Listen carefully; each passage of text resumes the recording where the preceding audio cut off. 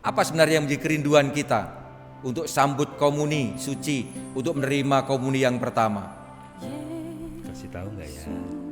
Apa? Kasih tahu nggak ya? Kasih tahu nggak ya? Kasih tahu nggak ya? Ku percaya Engkau sungguh hadir. Saudara-saudariku yang terkasih dalam Tuhan, hari ini kita merayakan Hari Raya Tubuh dan Darah Kristus. Dan biasanya pada Hari Raya Tubuh dan Darah Kristus ini, di paroki-paroki kita ada peristiwa yang besar, ada acara yang sangat istimewa. Betul nggak? Betul. Acara apa itu biasanya? Misa Pertama. Komuni pertama, itu acara besar ya Romo ya? besar sekali. Besar sekali. Sambut baru. Sambut baru. Nah, inilah peristiwa yang biasanya terjadi pada Hari Raya Tubuh dan Darah Kristus. Namun kali ini di Keuskupan Agung Semarang, di paroki-paroki kita seluruh keuskupan tidak terjadi pesta itu karena adanya wabah virus corona. Maka pada kesempatan hari ini saya minta maaf kepada adik-adik sekalian yang telah dengan semangat mempersiapkan diri untuk sambut komuni pertama, namun akhirnya tertunda gara-gara wabah virus corona. Kita berdoa ya, semoga dalam waktu dekat kalian semua nanti bisa menerima tubuh dan darah Kristus dengan suasana hati penuh sukacita. Dan bagi kita orang-orang dewasa yang sudah biasa sambut komuni pun juga selama 3 bulan ini tidak bisa sambut komuni suci, tidak bisa menerima sakramen Maha Kudus. Kita hanya mengikuti Ekaristi secara live streaming dan sambut komuni batin.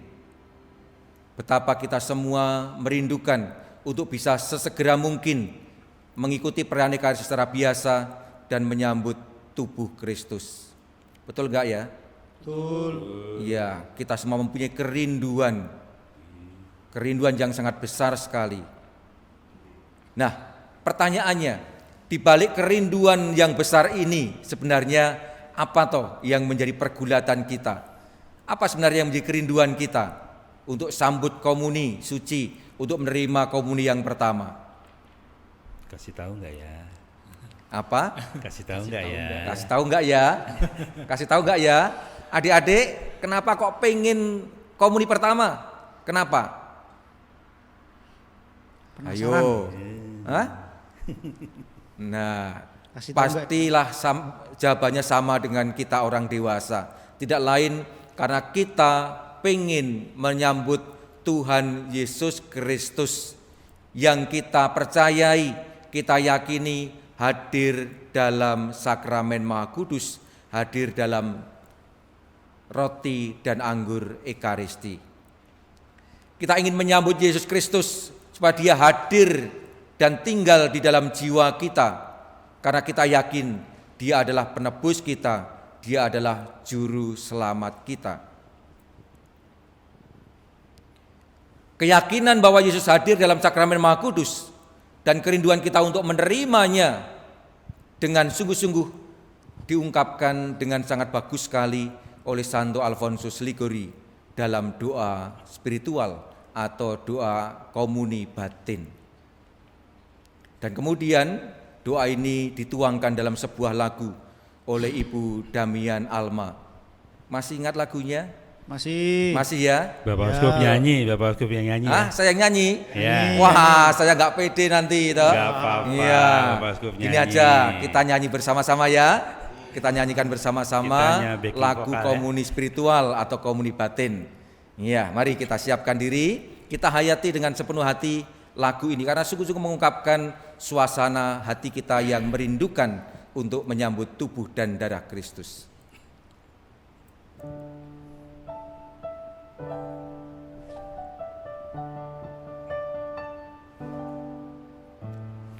Yesusku,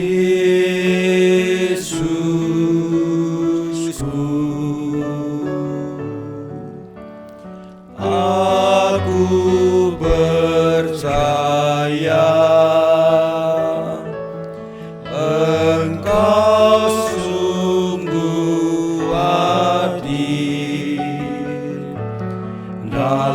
sakramen Maha Kudus, aku mencintaimu lebih dari segalanya, dan aku merindukan kehadiranmu dalam jiwaku,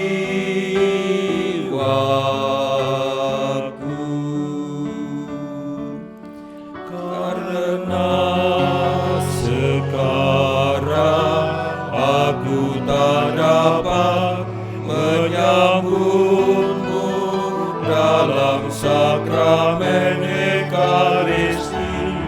Datanglah sekurang-kurangnya secara rohani ke dalam hatiku,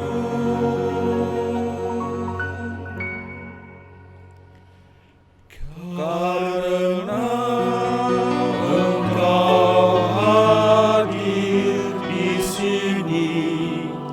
Aku memelukmu dan mempersatukan diriku sepenuhnya kepadamu. Jangan biarkan aku terpisah daripadamu.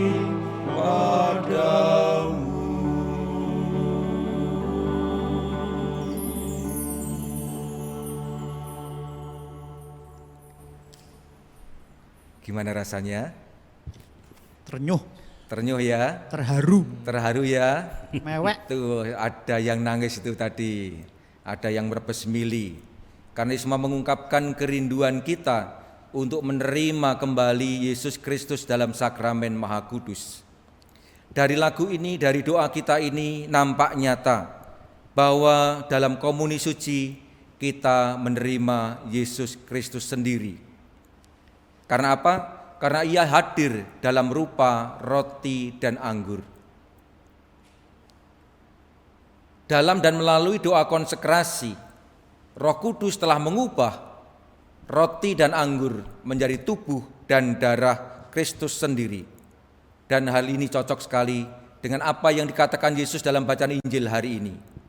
Dia berkata, "Akulah roti hidup yang telah turun dari surga. Dan roti yang kuberikan ialah dagingku yang akan kuberikan untuk hidup dunia. Barang siapa makan dagingku dan minum darahku, ia mempunyai hidup yang kekal. Dan aku akan membangkitkan dia pada akhir zaman. Barang siapa memakan aku, ia akan hidup oleh aku." Saudara-saudariku yang terkasih, dari kata-kata Yesus yang kita dengarkan dari Injil ini, ada 3 hal yang disamakan satu terhadap yang lain.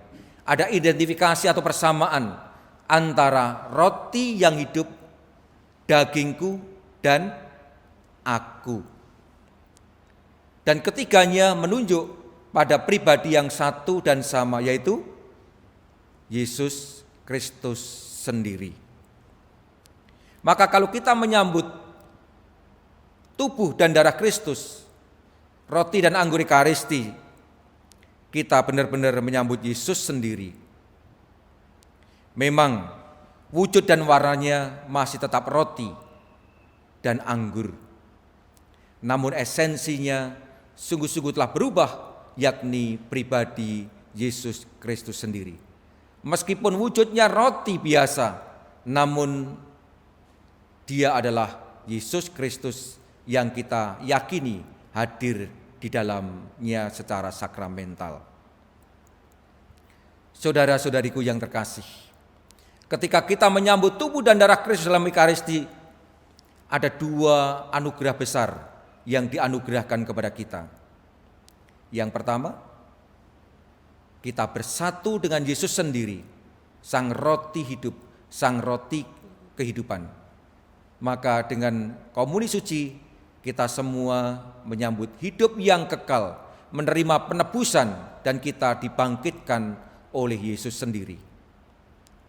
Yesus pernah berjanji kepada kita, barang siapa makan dagingku dan minum darahku, ia mempunyai hidup yang kekal, dan aku akan membangkitkan dia pada akhir zaman. Yesus bukanlah PHP atau pemberi PHP? Pemberi pengharapan palsu. Tidak. Karena apa? Karena dia sendiri menjadikan dirinya, menyerahkan dirinya, hidupnya sebagai jaminan bagi kehidupan kekal, bagi kebangkitan kita, bagi penebusan kita. Dan itu terlaksana sekali untuk selamanya, yakni melalui sengsara dan wafatnya di kayu salib. Nah, peristiwa korban salib inilah yang setiap kali kita kenangkan dalam perayaan Ekaristi. Dan dalam peristiwa kenangan ini, kembali Yesus hadir di tengah-tengah kita, hadir di dalam diri kita, hadir dalam keluarga kita, dan melaksanakan kembali karya penebusannya bagi kita. Ini yang pertama, anugerah yang pertama. Jadi kita dipersatukan dengan Kristus, menerima anugerah hidup abadi, penebusan dan kebangkitan. Anugerah yang kedua adalah bahwa dengan menyambut tubuh dan darah Kristus dari roti yang satu dan sama, dari piala yang satu dan sama, maka kita dipersatukan dengan tubuh mistik Yesus Kristus yang tidak lain adalah gerejanya. Dengan menyambutnya, kita semakin menjadi bagian dari gereja, kita semakin menjadi bagian dari tubuh mistik Yesus Kristus ini. Karena roti itu hanya satu, maka kita ini sekalipun banyak merupakan satu tubuh, karena kita semua mendapat bagian dari roti yang satu dan sama. Saudara-saudari yang terkasih, kita pantas bersyukur atas anugerah sakramen Ekaristi, atas anugerah tubuh dan darah Kristus yang senantiasa ditawarkan, diberikan, disediakan bagi kita semua melalui perayaan Ekaristi. Kita pantas bersyukur. Namun pertanyaannya, bentuk syukur apa yang bisa kita wujudkan dalam kehidupan sehari-hari sebagai persembahan kepada Tuhan yang telah menyerahkan diri seutuhnya kepada kita? Yang pertama, tentu saja dengan menyambut tubuh dan darah Kristus secara hormat, dengan penuh kesungguhan dan penuh cinta kepada Tuhan Yesus sendiri. Juga meskipun sekarang ini kita baru bisa menyambutnya secara spiritual, secara batin, kita sungguh-sungguh menerimanya, menyambutnya. Karena apa? Kita yakin, kita percaya bahwa Tuhan Yesus hadir dalam diri kita, hadir dalam keluarga kita, hadir dalam kebersamaan kita ini. Persis yang tadi diungkapkan dalam lagu kita yang kita nyanyikan. Karena Engkau hadir di sini, aku memelukmu dan mempersatukan diriku sepenuhnya kepadamu. Inilah yang kita hayati, inilah yang kita rasakan. Dan saudara-saudariku yang terkasih, saya sungguh kagum pada Anda semua, pada panjenengan semua yang dengan penuh ketekunan, kesetiaan dan kesungguhan mengikuti Ekaristi walaupun secara online atau live streaming. Bahkan mempersiapkannya dengan sungguh-sungguh. Berulang kali saya sebutkan bagaimana kita mempersiapkan itu semua dengan baik. Ada altarnya, ada lilinnya, ada salibnya, ada kitab sucinya.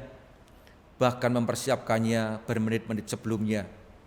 Padahal kalau dulu kita Ekaristi biasanya datang mepet-mepet ya kan, bahkan terlambat. Ya. Namun sekarang ini justru kita mempunyai waktu yang cukup longgar, cukup banyak untuk mempersiapkan diri dengan baik sekali. Maka inilah yang membuat saya terkagum-kagum pada panjenengan semua.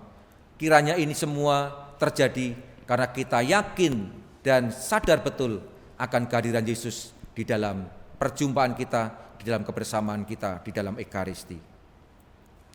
Ini ungkapan syukur kita yang pertama. Yang kedua adalah karena kita menjadi anggota gereja, anggota tubuh misteri Yesus Kristus, maka kita mencoba untuk semakin menyadari dan menghayati keanggotaan kita di dalam gereja ini. Dengan cara semakin melibatkan diri di dalam gerak dinamis paguyuban gerejawi, yakni bagaimana saya semakin bisa berkiprah, berkontribusi di dalam kehidupan menggereja, di lingkungan kita, di wilayah kita, di stasi kita, di paroki kita, di keuskupan kita. Apapun yang kita miliki, bakat, talenta, kita kembangkan, kita sumbangkan untuk kehidupan gereja kita ini. Dan yang kedua, ikut terlibat atau melibatkan diri dalam dinamika dinamis gereja yang terjun di tengah-tengah dunia, yakni melaksanakan perutusan di tengah masyarakat. Bagaimana kita bisa membawa wajah gereja di tengah-tengah masyarakat dengan caranya yakni melibatkan diri dalam dinamika kehidupan bersama, menjadi bagian dari masyarakat, serawung dengan sesama, terlibat di dalam kegiatan-kegiatan sosial dan tidak mengurung diri di rumah saja. Meskipun untuk sekarang ini kita membatasi diri kegiatan kita supaya kita aman semuanya. Inilah saudara-saudari yang terkasih, yang bisa kita buat sebagai ungkapan syukur kita atas anugerah sakramen Ekaristi, atas anugerah tubuh dan darah Kristus yang kita terima. Dan sekaligus kita mohon dalam kesempatan ini, agar tubuh dan darah Kristus yang kita terima, yang telah kita terima dan akan kita terima senantiasa menggerakkan kita untuk berbuat sesuatu di dalam gereja, di tengah masyarakat, di dalam keluarga, dan dimanapun kita berada. Semoga kehadiran kita membawa perubahan di dalam kehidupan bersama, yakni perubahan yang semakin baik, sehingga Kristus semakin dirasakan kehadirannya oleh semakin banyak orang. Karena